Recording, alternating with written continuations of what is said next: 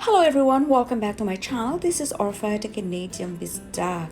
Sa video ito, ipapakita ko sa inyo at i-reveal ko ang isa sa mga secret sa paggawa ng napakasarap at napakadaling gawin na custard cream para sa ating donut bun. So, andito lahat ang aking mga ingredients at ang lahat ng aking kakailanganin sa paggawa ng custard cream. Nandyan ang gatas, itlog, cornstarch at saka sugar.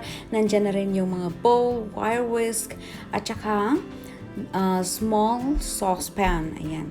So, ang gagawin ay tatakalin natin muna yung gatas, 1 cup. Kahit anong gatas pwede.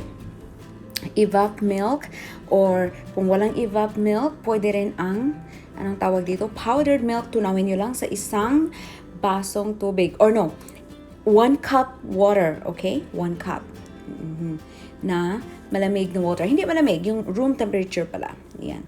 So, nilalagay ko sa gatas yung cornstarch.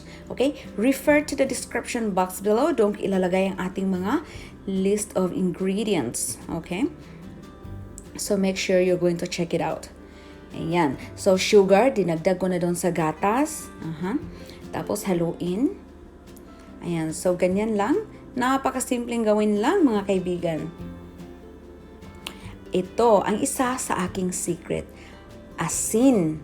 Naglagay ako ng asin. Itong asin, pampabalance ng sweetness ng ating custard cream. Para hindi siya masyadong parang shooting sweetness na super sweet, di ba? Ayaw natin yung ganun. Gusto natin yung mellow, sweet lang. Ayan. So, kaya ang secret is asin. Hindi pampaalat, mga friends, okay? Pampabalance lang. Kaya kayo na magtansya kung gaano kadaming asin ang ilagay nyo. Make sure lang na huwag nyong damihan kasi mahirap magbawas, no?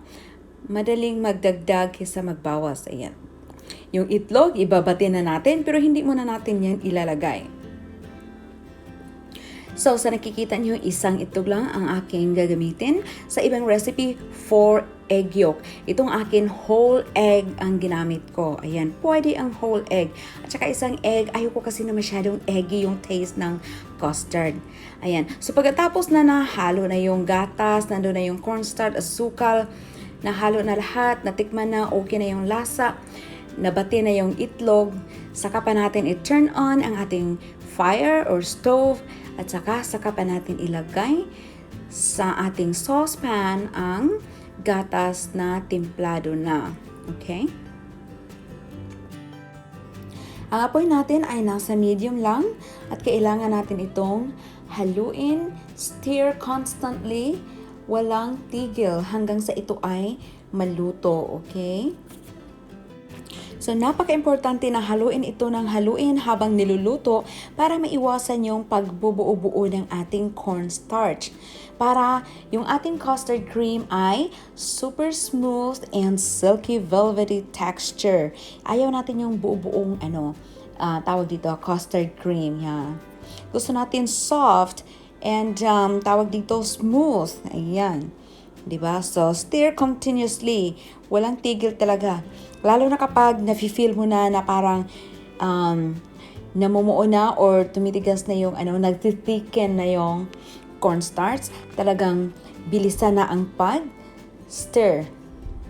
So, ayan. Once na nagthiken na yung ating cream, pwede nang i-turn off ang fire. Pero stir continuously pa rin to make sure na yung cornstarch natin ay lutong-luto. Ayaw natin na yung parang may sand, buha-buhangin na texture yung ating cream, di ba? So, kailangan lutong-luto yung cornstarch. Yeah. So, stir continuously pa rin tayo, no?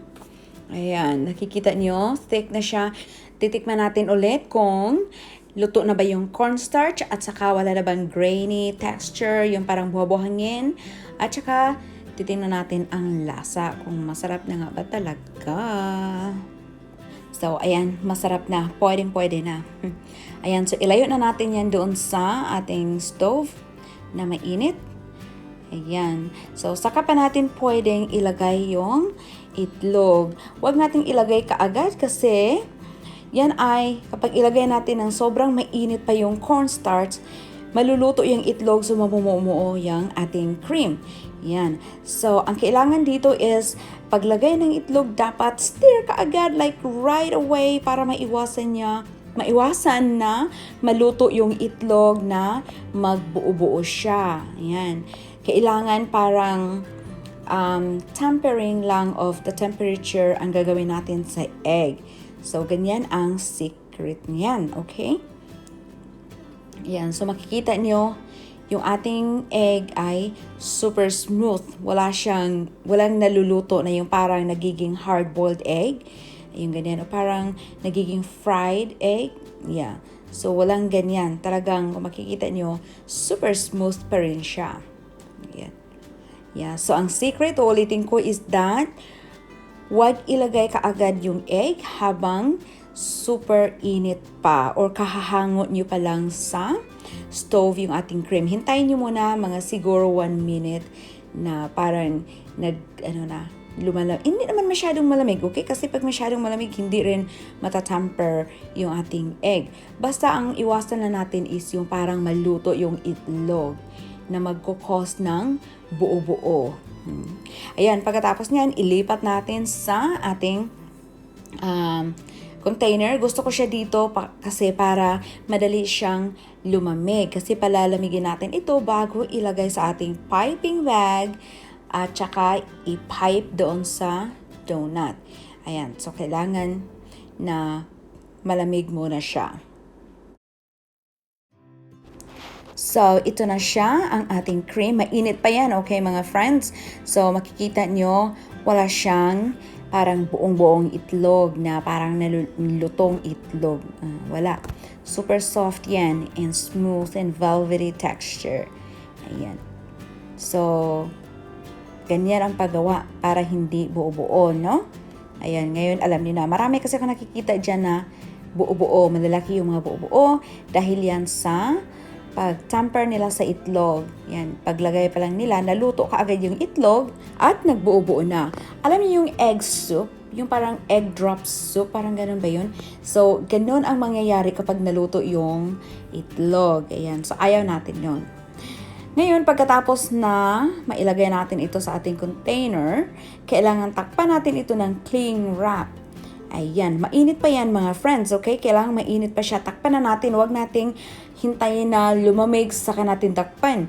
Kasi ang iniiwasan natin dyan, yung magkakaroon ng film, yung top ng ating custard. Alam mo yung film, yung parang skin na makintab, ayaw natin yon. Kaya kailangan yung cling wrap nakatouch doon talaga sa custard cream natin. Yan.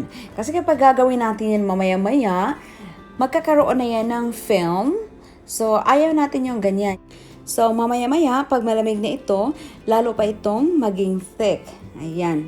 So, ito na, after siguro mga 2 hours ito, na iwanan ko lang yun.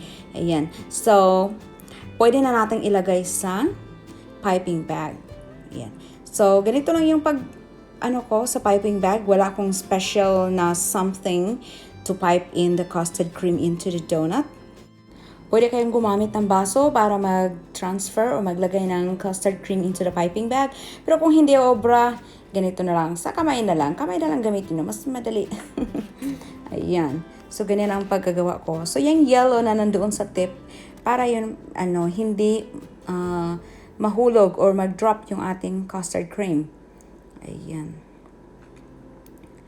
So, ngayon, ita-transfer na natin ito sa piping bag. So, ganyan lang kadali mga friends. Ayan, so nakikita niyo, mas lalo pa siyang nag-thicken yung ating custard cream. Yan, see?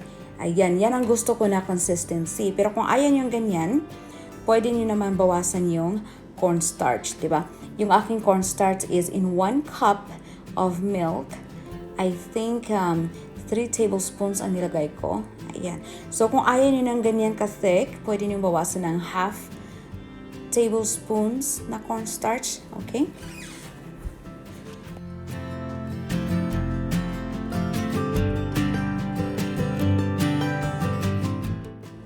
Ayan, so nailagay na natin sa piping bag. Alog-alogin natin ng konti para yung hangin ay magsipag-alisan para lumabas yung hangin. Ayaw natin yung mahangin na na tawag dito, na custard cream sa ilalim ng donut. Gusto natin yung donut natin ay filled with custard cream all around, not just in one like area of the donut, like not just in the middle. Gaya ng sa mga donut store, nasa middle lang yung kanilang mga custard. Ang paligid ay wala ng laman, di ba? Ayaw natin yung ganang, gusto natin filled talaga yung ating donut. So, ito na ang ating donut. Tatlo lang ang aking gagawin kasi sample lang ito. Ayan. So, putasan na natin ito at parang i-wiggle natin ang wife around. Make sure lang na hindi maputas ang kabilang side ng donut para hindi mag-drop ang ating custard cream. Ayan. So now, ipapipe in na natin itong ating custard cream. Oh my goodness, I can't wait. It's so delicious. Ayan, so ganyan lang mga friends ang aking pagpipe. Wala akong special tools. Pwede niyong gawin kahit anong plastic, ziplock, bag, or ano pa ba na pwedeng gawin. Ayan. So, diskartihan nyo na lang mga friends, kung wala kayong piping bag. Ayan, pwede yung anong tawag dito? Yung, alam mo yung para sa sauce, ketchup, na plastic bottle, yung parang ganun. Yung ini-squeeze na ketchup and mayonnaise, parang, yan, pwede yon kung meron kayo noon. Mura lang naman siguro yon. Ayan.